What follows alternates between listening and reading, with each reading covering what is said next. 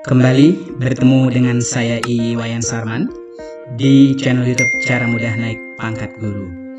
Pada kesempatan ini saya kembali memberikan apresiasi dan terima kasih kepada sahabat guru hebat semua, sekaligus memandu sahabat guru dan kepala sekolah, khususnya yang akan menjadi pengawas sekolah, sehingga pada kesempatan ini saya akan memberikan panduan khususnya di dalam pemenuhan beban kerja tatap muka dan non tatap muka sebagai syarat utama ketika guru dan kepala sekolah menjadi pengawas sekolah. Tentu di dalam rangkaian perubahan menjadi guru kepala sekolah untuk tugas yang baru sebagai pengawas sekolah, maka konsep penting yang harus dilakukan oleh sahabat semuanya tentu bagaimana konsepnya adalah memberikan bimbingan profesional kepada guru dan kepala sekolah. Nah, oleh sebab itu aspek penting di dalam pembinaan guru dan atau kepala sekolah, pemantauan SNP, penilaian kinerja guru dan atau kepala sekolah, evaluasi hasil pelaksanaan program pengawasan yang meliputi tahapan evaluasi terhadap pembinaan, terhadap pemantauan dan penilaian, tentu dilanjutkan dengan pembimbingan dan pelatihan profesional guru, kepala sekolah, khususnya di dalam penyusunan program bimbingan dan latihan, pelaksanaan BIMLAT, sampai kepada evaluasi hasil BIMLAT-nya sendiri dan menyusun laporan. Tentu ini adalah sesuatu yang baru yang akan menjadi fokus dari tugas sahabat guru dan kepala sekolah ketika menjadi pengawas sekolah. Nah, saya mulai dengan terkait dengan regulasi pengawas sekolah. Tentu kita awali dengan pengawas sekolah telah mengajar sebagai guru dan juga sebagai kepala sekolah, tentu tidak akan asing lagi dengan kompetensi guru yang ada di Permendiknas nomor 16 tahun 2007 yang biasa saya singkat dengan istilah PKS Prop 7322 terkait dengan kompetensi guru, yaitu aspek pedagogiknya ada 7, kepribadian ada 3, sosial ada 2, dan profesional itu ada 2, sehingga ada 14 kompetensi guru mata pelajaran. Nah, di berikutnya adalah di Permendiknas nomor 13 tahun 2007. Ini terkait dengan standar kompetensi kepala sekolah yang juga saya biasa singkat dengan istilah kemanakaususi, kepribadian, manajerial, kewirausahaan, dan supervisi serta sosial. Ini juga menjadi aspek yang penting bagi sahabat guru dan juga kepala sekolah yang akan menjadi pengawas sekolah, tentu sudah memahami dan akan memasuki Permendiknas nomor 12 tahun 2007 tentang standar pengawas sekolah yang juga saya singkat di sini Kesuma Supak Epa Litbang Sos, yang jumlahnya secara keseluruhan itu meningkat dari kompetensi guru ada 4, kompetensi kepala sekolah ada 5, sampai kepada kompetensi pengawas itu ada 6. Kepribadian, supervisi manajerial, supervisi akademik, evaluasi pendidikan, penelitian dan pengembangan, serta yang terakhir itu ada aspek sosialnya. Nah, tentu tidak kalah pentingnya ketika 3 aspek itu sudah dipahami, maka acuannya adalah kepada Permenpan dan RB nomor 21 tahun 2010 tentang jabatan fungsional pengawas dan angka kreditnya, hingga kepada Permendikbud nomor 143 tahun 2014 tentang juknis pelaksanaan jabatan fungsional pengawas sekolah, yang tentunya akan memandu sahabat guru hebat dan kepala sekolah yang sudah menjadi pengawas sekolah, khususnya juga harus menelaah secara rinci Permendikbud nomor 15 tahun 2018 tentang pemenuhan beban kerja guru, kepala sekolah, dan pengawas sekolah. Nah, di dalam pemenuhan beban kerja tentu 40 jam dalam 1 minggu yang terdiri dari 37,5 jam kerja efektif dan 2,5 jam istirahat, ini tentunya bagaimana sahabat guru hebat akan mampu untuk mengelola jumlah pertemuan secara tatap muka 24 jam dan kegiatan non tatap muka selama 13,5 jam ini.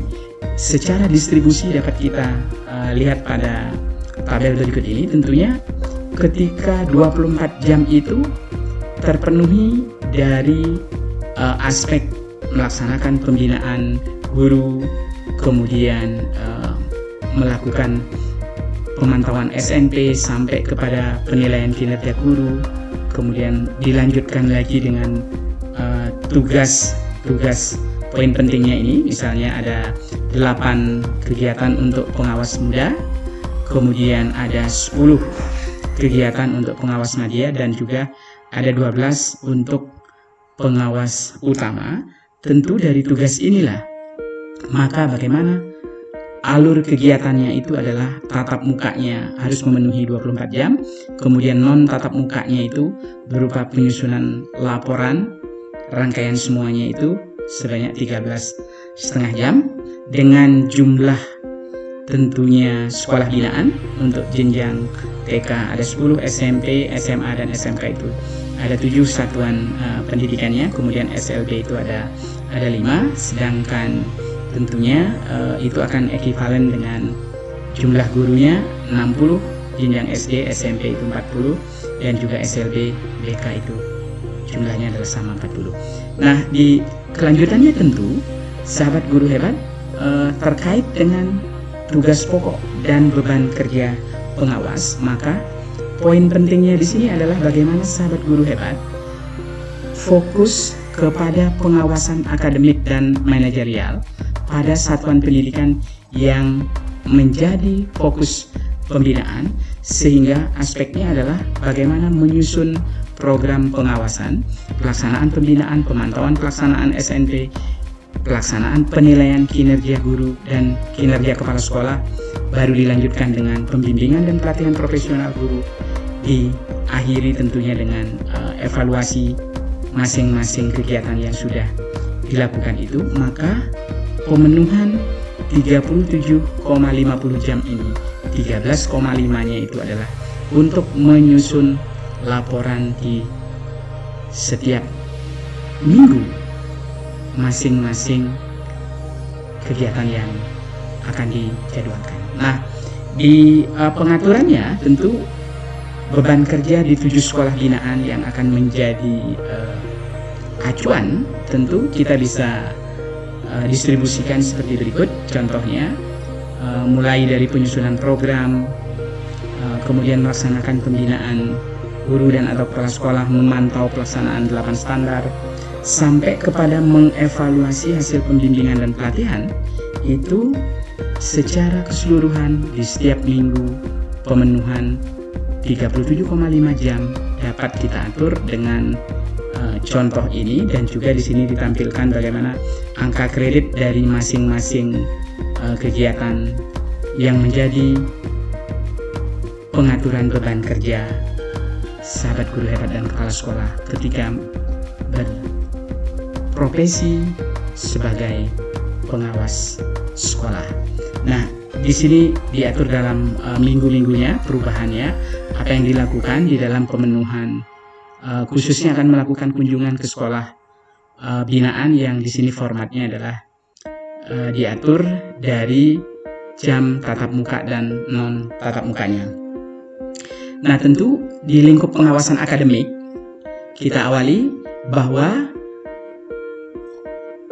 penyusunan program pengawasan itu diawali, kegiatannya adalah diawali dengan penyusunan program pengawasan, pelaksanaan program pengawasan, evaluasi hasil pelaksanaan program pengawasan, dan juga membimbing dan melatih profesional guru dan atau kepala sekolah.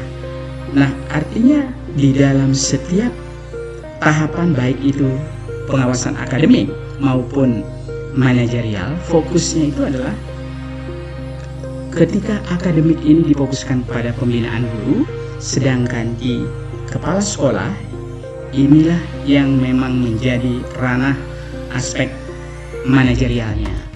Nah, di dalam target pembinaan, kalau kita lihat contohnya di sini, di pembinaan guru, tentu bagaimana meningkatkan kompetensi guru, mulai dari kepribadian, pedagogik, profesional, dan sosial itu, sampai kepada meningkatkan kemampuan guru dalam mengimplementasikan SNP, khususnya di 4 SNP yang pertama, mulai standar isi, standar proses, standar penilaian, dan di awalnya adalah standar kompetensi lulusan, termasuk di dalam penyusunan RPP telaah RPP yang benar-benar menjadi acuan sampai ke penilaian, dan juga penulisan butir soal. Ini menjadi aspek yang penting. Begitu juga di pemantauannya, 4 SNP yang pertama, kemudian di penilaian kinerjanya ini adalah PK gurunya yang penting, kemudian sampai ke BIMLAT-nya, bagaimana menyusun program, melaksanakan program, dan mengevaluasi.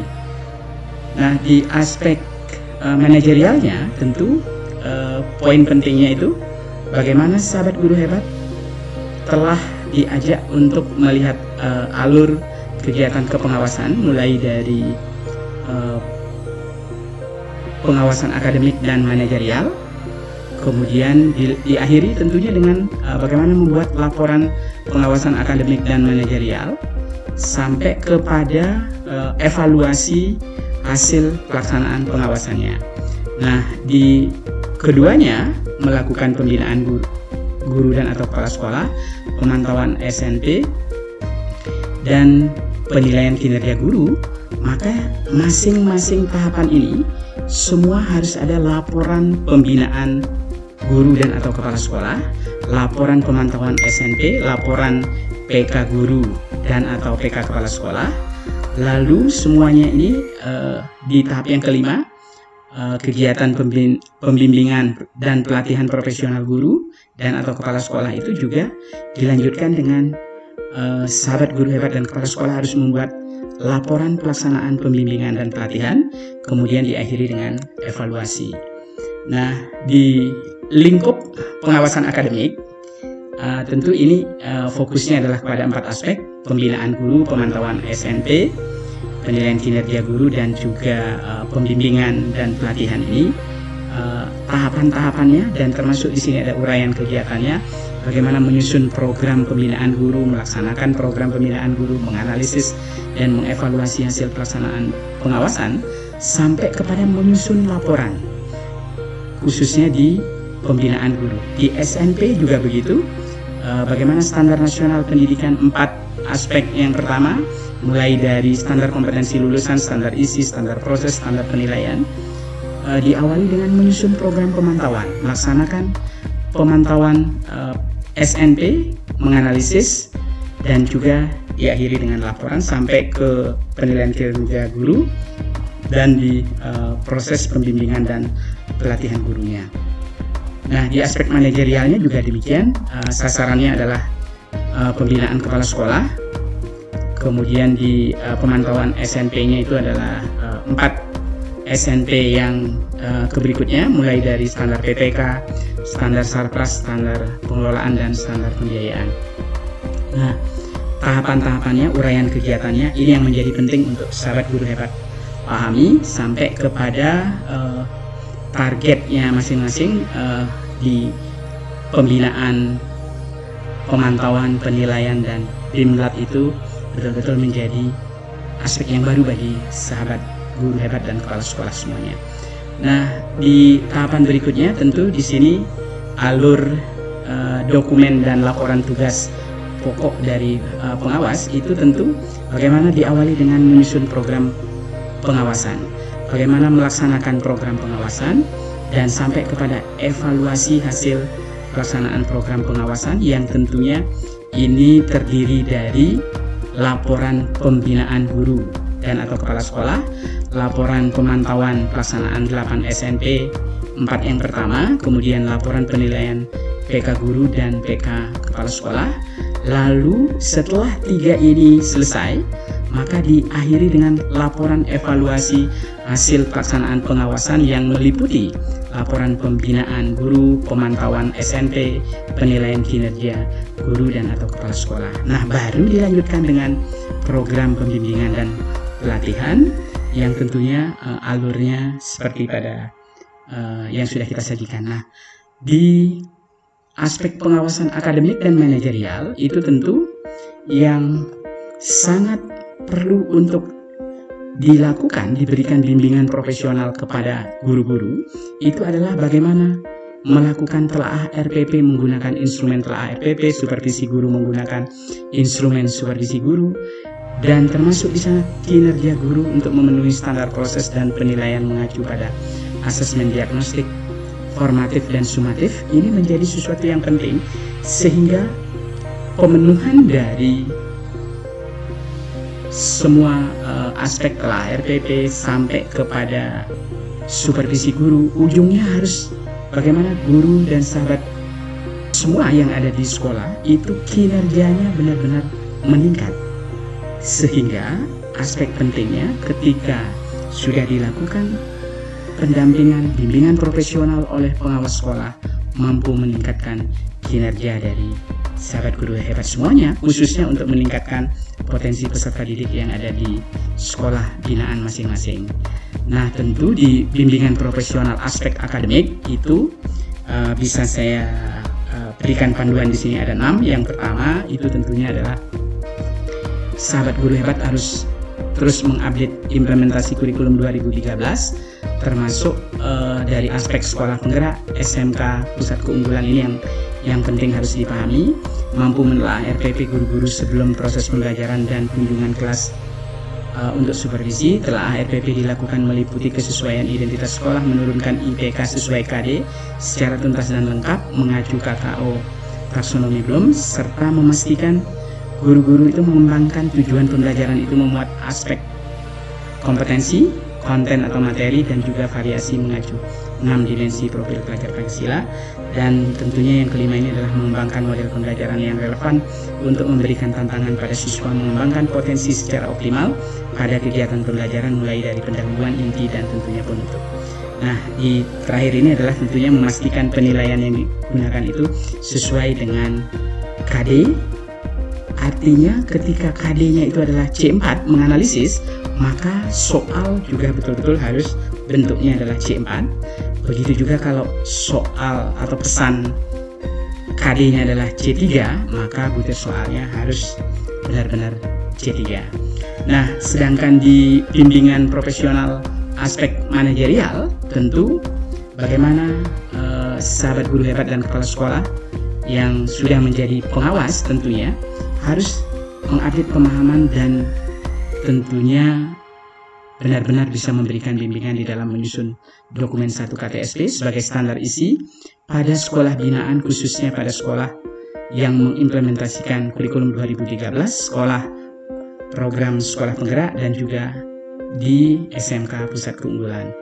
Tentu bagaimana memahami dan juga mampu memberikan contoh cara melakukan pengembangan sekolah, mulai dari membuat perencanaan program sampai kepada update melakukan evaluasi diri untuk upaya terus melakukan pemenuhan mutu SNP melalui siklus SPMI bersama tim penjaminan mutu di sekolah yang tentunya akan mampu memotivasi sekolah binaan itu untuk mengembangkan kewirausahaan dan supervisi pembelajaran.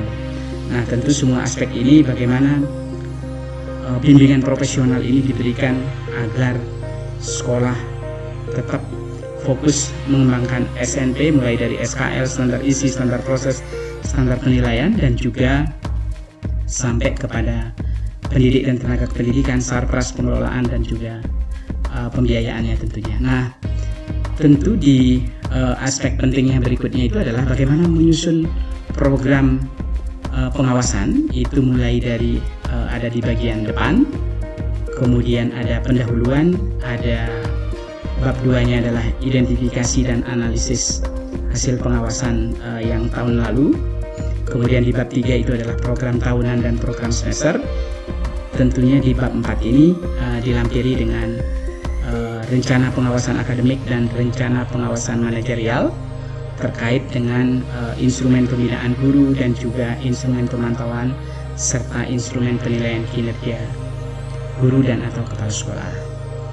Nah, di tahap pelaksanaan pembinaan guru tentu bagaimana sahabat guru hebat dan juga kepala sekolah itu sudah mulai menyiapkan laporan pelaksanaan program pembinaan guru sampai kepada tindak lanjutnya. Tentunya ini dilengkapi dengan beberapa aspek tadi, yaitu harus ada surat keterangan pelaksanaan pembinaan guru dan atau kepala sekolah, daftar hadir pembinaan guru, kemudian juga yang ketiga itu adalah jadwal pelaksanaan pembinaan guru, dan yang keempat kesimpulan hasil pembinaan guru sampai kepada tindak lanjut hasil pembinaan guru. Ini menjadi sesuatu yang penting. Nah, ini pembinaan guru. Maka jika dilanjutkan dengan kegiatan yang lain, tentunya setelah pembinaan guru itu akan ada pemantauan SNP, ada penilaian kinerja guru dan kepala sekolah, ada pembimbingan dan pelatihan profesional guru dan atau kepala sekolah.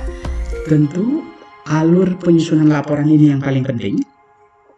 Ini mulai mencermati program pelaksanaan pembinaan guru dan atau kepala sekolah yang ada di rencana pengawasan akademik dan rencana pengawasan manajerialnya. Itu yang pertama. Kemudian yang kedua adalah buatlah jadwal pelaksanaan pembinaan sesuai dengan kebutuhan dan program pembinaan guru dan atau kepala sekolah. Lalu buatlah surat tugas pengawasan dari kepala dinas atau dari koordinator pengawas. Kemudian siapkan instrumen, ini yang paling penting ya. Instrumennya ini juga harus ada. Kemudian buatlah daftar hadir pembinaannya, buat juga surat keterangan pelaksanaan pembinaan, lalu susun atau buatlah laporan pelaksanaan pembinaan sehingga komplit mulai dari mencermati 1, 2, 3, 4, 5, 6, 7 tahapan. Inilah yang menjadi aspek yang penting. Nah, selanjutnya adalah bagaimana menyusun laporan pengawasan itu dengan melengkapi rubrik matriks yang ada, mulai dari aspek kegiatan, sasaran, target, metode, hambatan, ketercapaian, kesimpulan, dan tindak lanjut, yang semuanya kolom itu diisi mulai dari pembinaan materinya apa saja, kemudian langkah-langkahnya, sampai kepada hambatannya apa. Ini semua sudah kita pandu di sini, dan sampai kepada sistematika laporannya.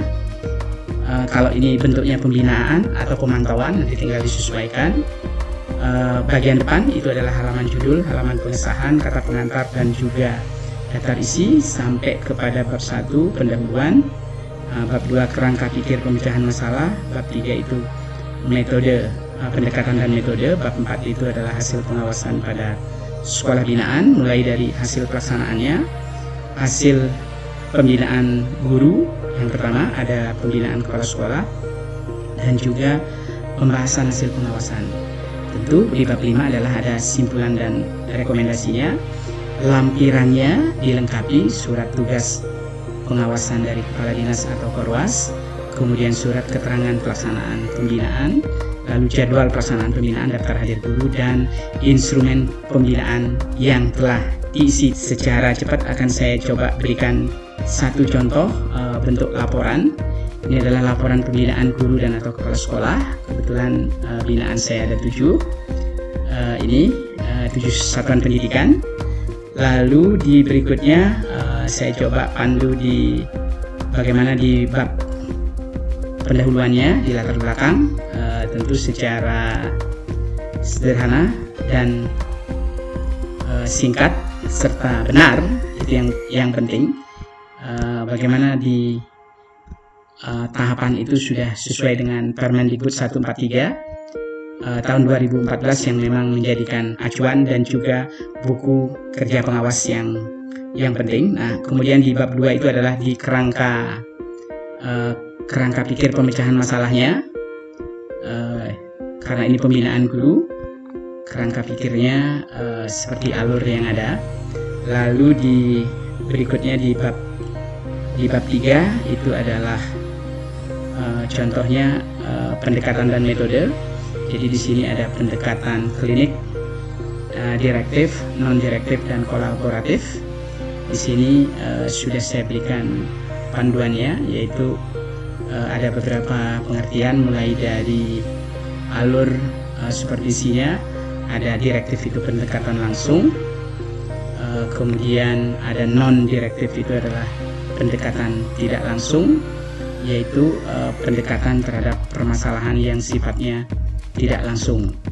Nah, ada juga pendekatan kolaboratif, merupakan cara pendekatan yang memadukan antara pendekatan direktif dan non-direktif, dan seterusnya. Ada juga metode-metode yang lain, ada workshop atau lokakarya.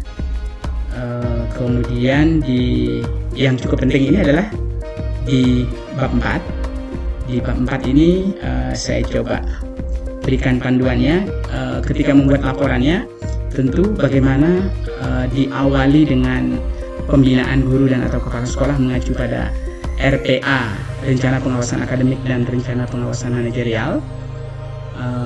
Ini saya fokuskan kepada 3 aspek. Pembinaan gurunya telah RPP, lalu di sini adalah penilaian pembelajaran berorientasi HOTS, dan juga supervisi kunjungan kelas. Nah, hasilnya seperti ini. Format matriksnya yang sudah dilengkapi, ini ada di SMA 1 Palangkaraya, SMA Muhammadiyah 1 Palangkaraya. Ini semua 7 sekolah, itu datanya sudah kita input berdasarkan data yang sudah kita lakukan pengamatannya, sampai kepada data hasil pembinaan mengimplementasikan kurikulum 2013 yang kita bagi menjadi 3 aspek, 3 tahapan tadi. Terus dilanjutkan dengan keberhasilan gurunya, ya. Dan setelah keberhasilan guru, maka kita lanjutkan dengan hasil pembinaan terhadap kepala sekolah, yaitu yang pertama itu adalah menyempurnakan dokumen 1 KTSP. Kemudian yang kedua itu adalah pendampingan penyusunan perencanaan dan pelaksanaan program kerja. Juga di datanya ini ada di 7 sekolah yang memang menjadi binaan.